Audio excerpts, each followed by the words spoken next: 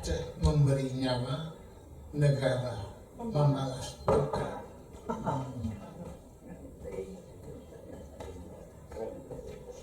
Jakarta boleh menang di atas kertas, di ruang sidang, di meja perundingan, di pasal-pasal yang dingin dan sunyi.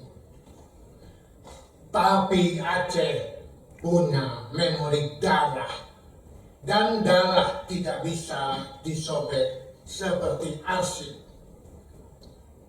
Kami melawan seperti lilin yang menolak padam di tengah badai.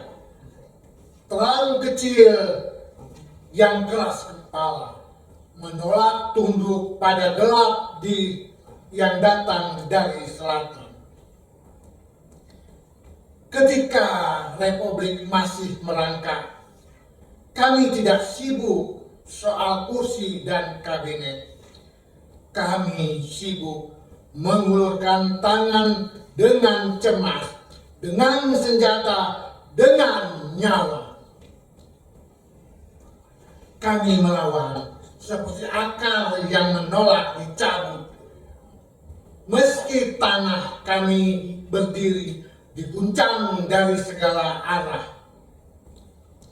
Di Rimba Pidi, di sunyi Aceh Tengah, Radio Rimba Raya menjadi bisikan kecil yang menyentak dunia. Kami melawan seperti radio tua di tengah hutan. Suaranya mungkin lemah, tapi mengguncang dunia bahwa Indonesia masih hidup.